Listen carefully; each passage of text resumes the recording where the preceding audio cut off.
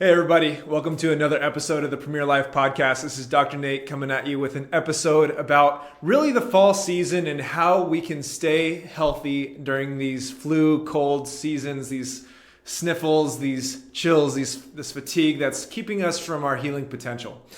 And so, when we look at the common response to the season that we're in right now, there's a lot of people that will end up getting sick and they'll go to the drugstore, they'll go to Walgreens, they'll go to CVS, and they'll pick up, Dayquil, NyQuil, Sudafed, maybe even get written a script for some antibiotics, and they'll consume it. And those really are never really addressing the root cause.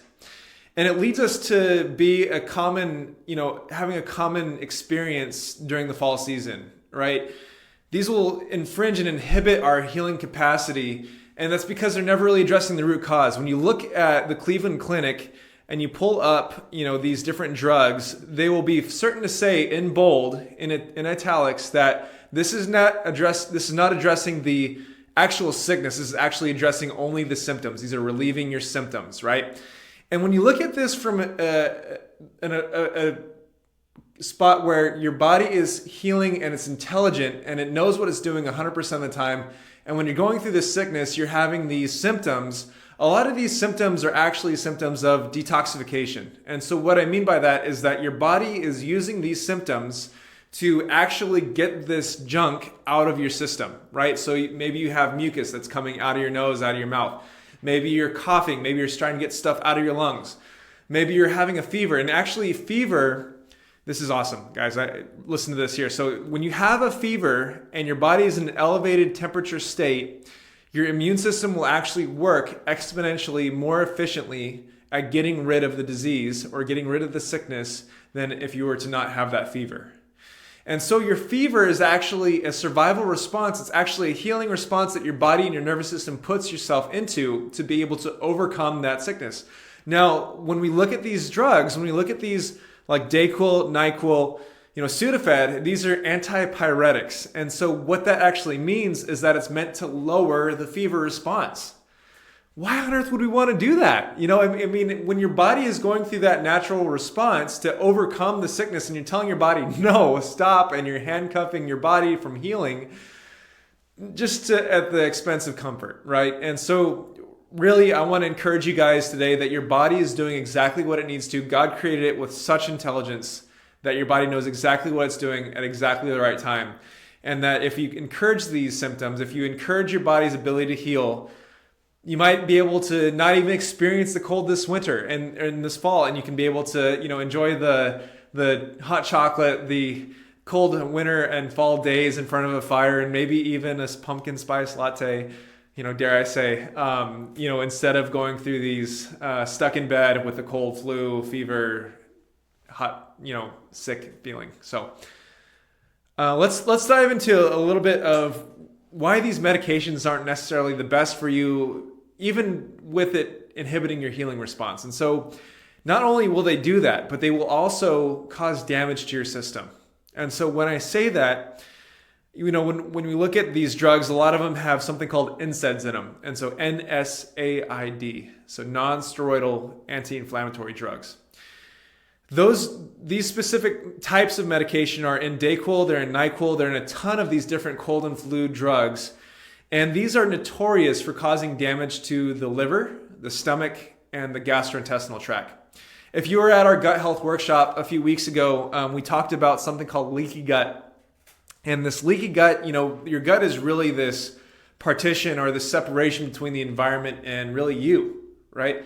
And when you take an NSAID, when you take ibuprofen, when you take a Dayquil, when you take aspirin, these will actually cause these gap junctions in your gut to actually spread apart, and it'll be leaky. And so that wall, that defense between outside and you becomes cracked, and it becomes weak, and it becomes, really a space where a lot of these invaders can get easy access to your system, which can cause anything from damage to your joints, to where you're experiencing joint pain, to brain fog, to cardiovascular disease, to a lot of these different overarching issues that are big picture and chronic in the long-term sense.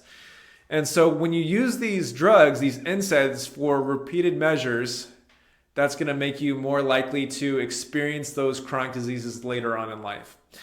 Now, when we talk about Sudafed, this is crazy. I couldn't believe it when I was reading it. So in 2005, there was actually a measure passed to limit the accessibility to Sudafed because it was actually being used for making methamphetamine. And so people were buying this over the counter, and the police found out that they were actually using this as an ingredient towards creating synthetic meth. And so they actually they passed a measure to limit the accessibility of it to where you can only buy a certain amount in a certain amount of time, and you can only buy it after a certain age. And so this drug, this Sudafed, is actually something called a sympathomimetic. And so what that class of drug is that it creates a fight or flight response in you. It's a miming the sympathetic nervous system.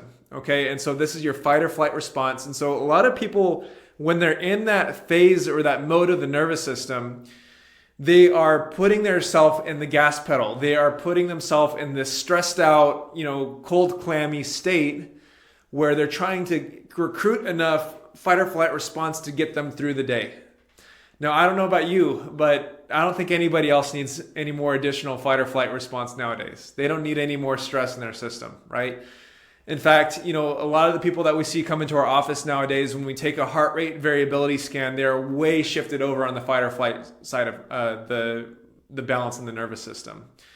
And so when we look at that, that's going to create disease process in the body when they're stuck in that state and they can't adapt out of it, right? And so when you take that drug, you're shifting yourself more into that fight or flight mode, more into that stressed out gas pedal, clenching your fists and your shoulders, you might even feel your shoulders raising up towards your ears during those times. And so this is a time, if you really want to initiate healing in the body, you actually have to initiate something called the parasympathetic or the rest and digest mode of the nervous system. It's actually called the rest and digest and heal mode of the nervous system. And so when you're stuck in that sympathetic and you're shifting yourself more in that sympathetic side of things, you're actually shifting yourself out of the healing side of the nervous system, which is very counterintuitive when you're sick. And so really you should be focusing on doing everything you can to shift yourself back into that balance, to that rest and digest, to that healing side of the nervous system. And when you're taking those drugs, you're shifting yourself out, right? There's also some concerns with the Sudafed that it actually can be addictive. And so, whenever you take that medication, they've been noticed to not only create anxiousness and irritability, but it also have a lot of concerns with addiction. And so it possibly has some ties into why they use it to create the methamphetamine. But stay away from that, guys. Stay away from it. It's not good for your system. It's not going to help you heal. It's actually counterintuitive and counterproductive towards your healing journey. Now, when we talk about antibiotics, guys, I know this is a touchy subject. This is something that's becoming a rising concern that's becoming bigger and bigger with each passing year. Aside from creating these superbugs, right? So there's something called antibiotic resistance, which is becoming a bigger and bigger problem because when you use an antibiotic, it'll kill a lot of these microbes that are susceptible to it, but there are certain ones that are not susceptible to it, and that gives them a breeding ground to becoming and proliferating to where they're multiplying, that they are antibiotic resistant, right? So what you'll notice is that in the past, a lot of the doctors would use penicillin, right? They'd use amoxicillin. They would use these different types of antibiotics that were penicillin derivatives, and they have to keep using and they have to keep finding more intensive antibiotics because a lot of these bugs nowadays, a lot of these microbes are becoming more and more resistant to the earlier forms of the antibiotics. And so not only is it with these use of the antibiotics becoming less potent as more and more people use it, it's also important to note that antibiotics are actually a potent toxin to your system. When you look at something called the mitochondria in the cells, or these energy processors, right? I don't know if you heard this in university or in grade school, that the mitochondria were the powerhouse of the cells. These are actually more like your brain in your cells, right? And so they do a lot of the processing of the cells. They control a lot of the, interactions and the functions of the cells.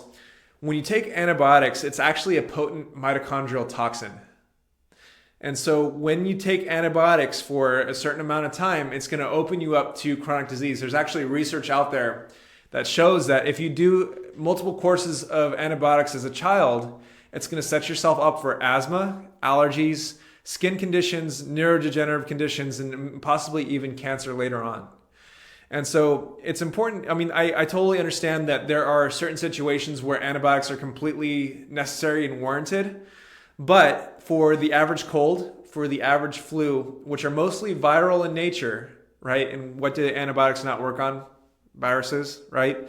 And so with most of these viral, flus and colds, I'd warn us against, using these as much as possible. And our medical system loves handing these out as much as like candy on Halloween, right? And so, if you ultimately want to have high-performing mitochondria, these drugs should ultimately be off the menu unless you are dealing with a life, emergency situation or a very dire situation, right? So instead of really focusing on symptom relief, I want to set yourself up for being proactive. I want to set yourself up for supporting the innate intelligence in the body to where your body is able to function, do what it needs to do to be able to heal and function at 100%. And so when we look at these 4 things, I'm going to give you guys 4 points to really be successful and be uncommon in this fall season. And so, number 1, are you guys ready? Maintain your adjustment frequency. Shocker at a chiropractic clinic, right? Balancing the nervous system and promoting the parasympathetic tone is a really potent anti-inflammatory tool of really balancing the nervous system, right? So when you come into our office, we talk a lot about balancing the nervous system. You might even hear us say something about the vagus nerve. And so the vagus nerve is actually a nerve that sits at the bottom of your brainstem in this area called the medulla. And there's a ton of research on its anti-inflammatory capacity when that nerve is under proper tone or proper activation, okay? And so when there was actually a lot of studies done where they looked at the gut, because that vagus nerve, vagus in Latin actually means wandering. And so when the anatomists were looking at this nerve, they saw how it goes through every single organ in your viscera or in your body, except for your adrenal glands. And so when that nerve is activated, it has a huge anti-inflammatory capacity in your gut, in your stomach, in your lungs, to allow your body to cool down that inflammation to where you're better able to heal and function and clear out that disease as fast as possible. So instead of, I know it might be difficult to, make that decision to come in when you're not feeling super great. However, getting an adjustment during that time might be exactly what your body needs to heal. Number 2, find ways to sweat. All right, so we're entering this colder season, right? It's like, I think it's 40 or 50 out today degrees. And so we need to find ways to sweat. So whether that be getting in an exercise, going for a run or doing a HIIT workout or a HIIT is a high intensity interval training, getting that blood moving, getting it pumping, getting sweating. It might even look like going into a sauna and sitting in a 150 degree sauna for 30 minutes and allowing that sweat to accumulate on your body. And so when you start sweating, your body's actually taking out a lot of that metabolic waste and those toxins. And that allows your body to free up that capacity to focus on immune activation of keeping those things out of your system, keeping that flu, that cold out of your system. And so really going back to how your body was designed so intelligently that it knows exactly what to do. When you stimulate that increased temperature in the body, it actually simulates a fever-like state within the immune system. So your immune system will actually work a lot more efficiently when your body heats up, and then it's able to eliminate that waste properly. Bonus points, if you do decide to go to a sauna or you do decide to go to exercise and get your body temperature increased, 30 minutes prior towards increasing your body temperature, it's best to take some sort of binder in the gut to help your body eliminate that waste.